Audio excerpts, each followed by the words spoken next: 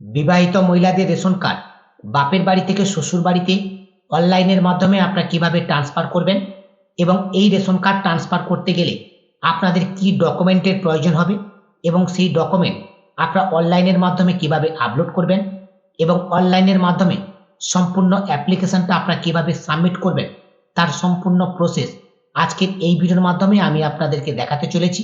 2024 সালের নতুন নিয়ম মেনে আপনারা অনলাইনের মাধ্যমে এই রেশন কার্ড ট্রান্সফার করতে পারবেন। আশা করছি আজকের এই ভিডিওটি আপনাদের সকলের জন্য অত্যন্ত হেল্পফুল হবে, তাই ভিডিওটির কোনো জায়গায় স্কিপ না করে একেবারে শেষ পর্যন্ত ভিডিওটি কন্টিনিউ দেখতে থাকুন। ভিডিওটি ভালো লাগলে ভিডিওতে একটি লাইক করে এই ভিডিও লিঙ্কটি অন্য বন্ধুদেরকে শেয়ার করে তাদেরকে ভিডিওটি দেখবার সুযোগ করে দেবেন এবং আপনি যদি চ্যানেলে প্রথম হয়ে থাকেন পরবর্তী আপডেটের জন্য চ্যানেলটিকে সাবস্ক্রাইব করে পাশে থাকা নোটিফিকেশনটাকে অন করে দেবেন।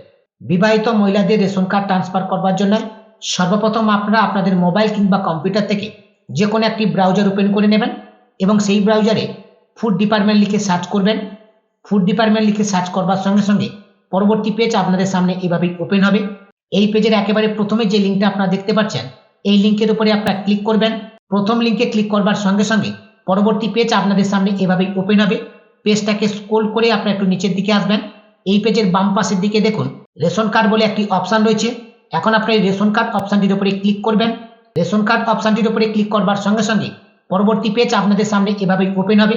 এই পেজে রেশন কার্ডের সমস্ত সার্ভিসগুলো কিন্তু আপনারা দেখতে পাবেন। এখান থেকে আপনারা apply of an individual for shifting to a new family এই যে অপশনটি দেখতে পাচ্ছেন এই অপশনটির উপরে আপনারা ক্লিক করবেন। এই অপশনের উপর ক্লিক করবার সঙ্গে সঙ্গে পরবর্তী পেজ আপনাদের সামনে এভাবেই ওপেন হবে। এই পেজে একেবারে প্রথমেই রয়েছে দেখুন এন্টার মোবাইল নম্বর। যেই পরিবার থেকে রেশন কার্ডটা ট্রান্সফার হবে সেই পরিবারের যিনি হেড অফ দ্য ফ্যামিলি রয়েছেন তার মোবাইল নাম্বারটা এখানে ইনপুট করবেন। তারপরে নিচে গেট ওটিপি অপশনের উপর ক্লিক করবেন। গেট ওটিপি অপশনের উপর ক্লিক করবার সঙ্গে সঙ্গে মোবাইল নাম্বারে একটি ওটিপি যাবে। সেই ওটিপিটা এন্টার ওটিপির ঘরে আপনারা এন্টার করবেন। তারপরে প্রসিড অপশনটির উপরে ক্লিক করবেন। প্রসিড অপশনের উপর ক্লিক করবার সঙ্গে সঙ্গে পরবর্তী পেজ আপনাদের সামনে এভাবেই ওপেন হবে। এই পেজে একেবারে প্রথমেই রয়েছে দেখুন ফ্যামিলি মেম্বার অ্যান্ড ডিটেলস। পরিবারের সকল সদস্যের নাম কিন্তু এখানে শো করবে। এখন আপনারা এই পেজটাকে স্ক্রল করে একটু নিচের দিকে আসবেন।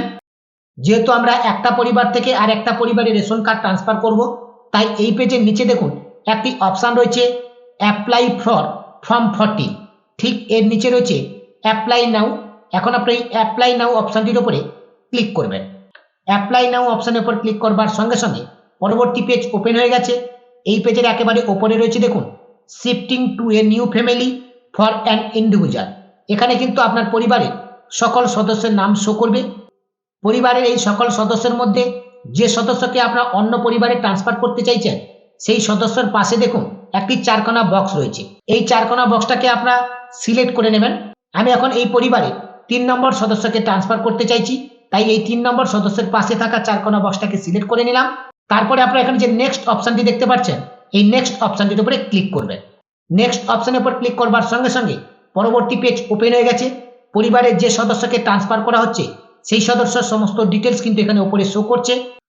এরপরে নিচে রয়েছে দেখুন existing card number and type of the head of family any other member of the family where applicant want to shift. অর্থাৎ যে পরিবারে এই রেশন কার্ডটা ট্রান্সফার করা হচ্ছে সেই পরিবারের যিনি হেড রয়েছে তার রেশন কার্ডের নাম্বার এখানে আপনারা ইনপুট করবেন।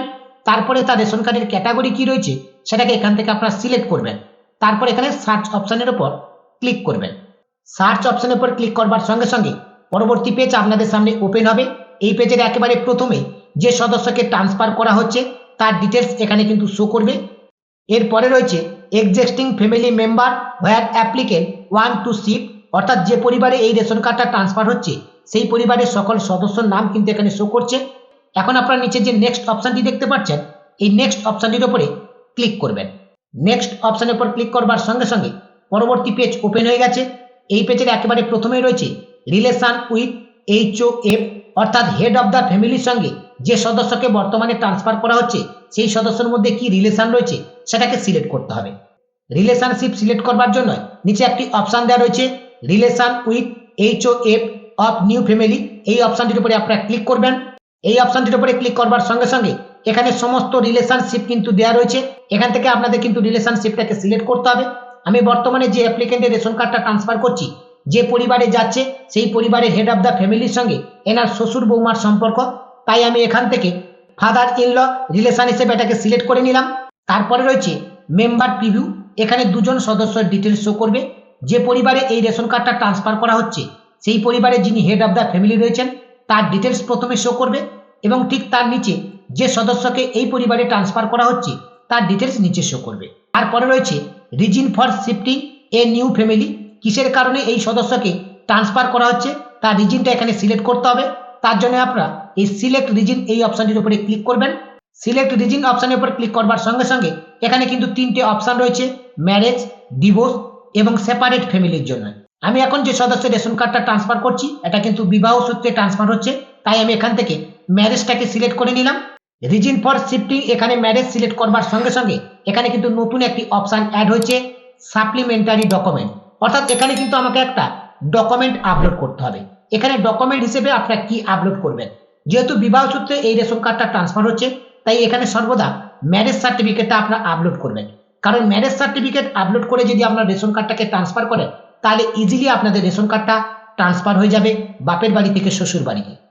তবে অনেকের ম্যারেজ সার্টিফিকেট না থাকার কারণে এখানে সাপ্লিমেন্টারি ডকুমেন্ট হিসেবে আধার কার্ডটাকে আপলোড করে এই অ্যাপ্লিকেশনটাকে সাবমিট করে, সেক্ষেত্রে বেশিরভাগ ক্ষেত্রে দেখা গেছে অ্যাপ্লিকেশনটাকে রিজেক্ট হতে। তাই আমি আপনাদেরকে সাজেস্ট করব, যদি আপনাদের ম্যারেজ সার্টিফিকেট না থাকে তাহলে আগে ম্যারেজ সার্টিফিকেট করবেন, তারপরেই কিন্তু আপনার রেশন কার্ডটাকে ট্রান্সফার করবেন। এখন ডকুমেন্টটাকে আপলোড করবার জন্য আপনার চুজ ফাইল অপশনে ক্লিক করে ডকুমেন্টটাকে আপলোড করবেন। তবে ডকুমেন্টের সাইজ 100 কেবির মধ্যে রাখবেন এবং জেপিজি কিংবা পিডিএফ ফরম্যাটে ডকুমেন্টটাকে রাখবেন।